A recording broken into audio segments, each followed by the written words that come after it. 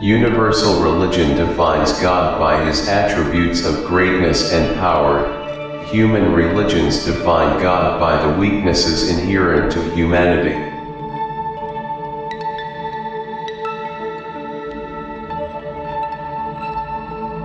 The Messiah is giving us this profound clarification.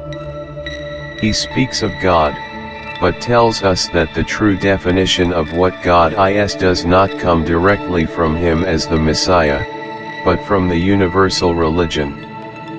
It is she who will define him for us, she will explain, she will describe God to us. Let us now remember that in the video Universal Religion 07, the Messiah told us, the universal religion that reaches all and is destined to elevate all toward the Father, who commands you to seek the path of happiness through the freedom of your soul. He told us that it is destined to elevate all toward the Father, so that we may begin to feel what it means to be with the Father, to feel the unity of His love within our souls. Our destiny of spiritual perfection is nothing other than that all beings, without exception, may come to feel united with God. He also told us that the Father, who commands you to seek the path of happiness through the freedom of your soul. When he says who commands you to seek the path of happiness, the Messiah had already told us in the video Messiah 01 that he walks the path of truth. This seeking, this walking, this path is the path of loving God in all our actions, thoughts, and feelings. This love will bring us happiness as a result of performing our material responsibilities rightly and well through the law of love of causes and effects, which will return positive blessings to our spiritual future. Our soul must be free to receive from the universal religion the definition of what God is with His attributes of greatness and power. Our soul is free when we consciously, deliberately express the feeling of unity with God, loving Him over and through all things, as explained in Universal Religion 01. This means we have practiced and expressed and we love you, Father, through something, someone, or some situation that resonates with us deeply. By repeating this practice, we can come to understand in our spirit and feel in our soul the attributes of God's greatness and power. The Messiah also adds, human religions define God by the weaknesses inherent to humanity.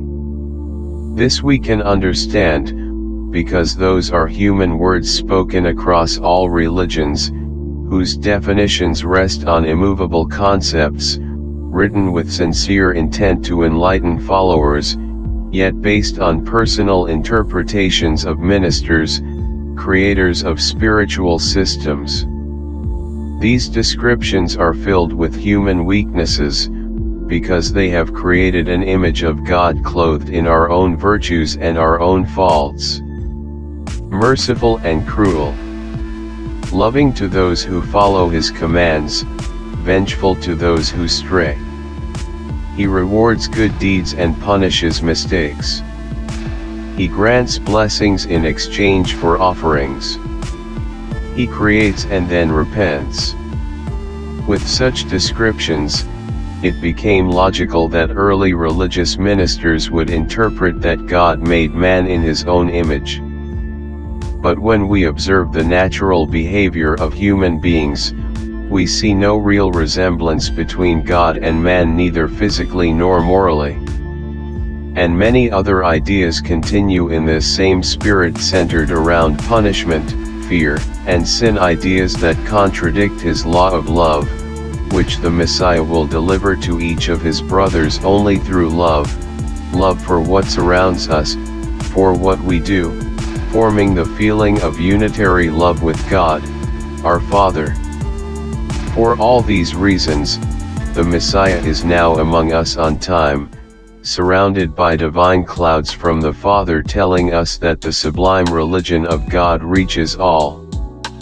all infinite beings of creation, and the billions of spiritual beings incarnated on earth.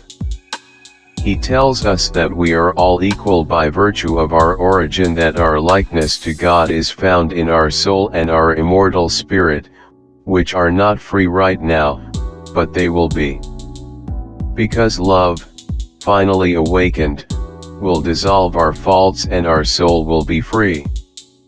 The Messiah will help us feel the moment when God will deliver to each of us through our soul His law, His universal religion, to illuminate our spirits with the attributes of His greatness and power. Because He knows, with His wisdom, who we are, our joys, our achievements, our virtues, our faults and more.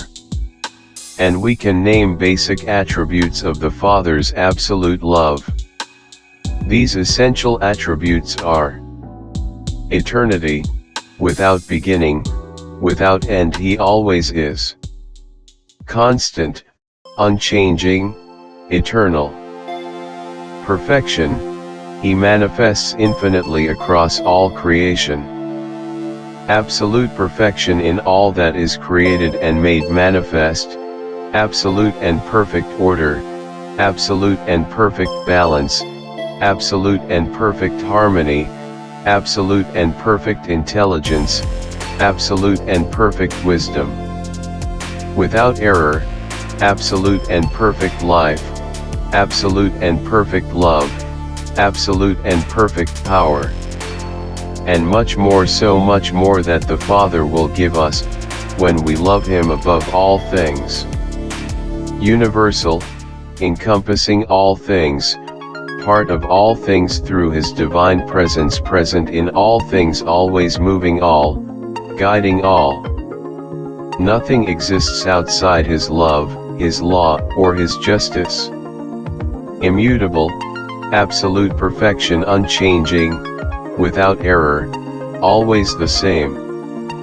Nothing and no one in all of infinite creation can act outside His divine laws.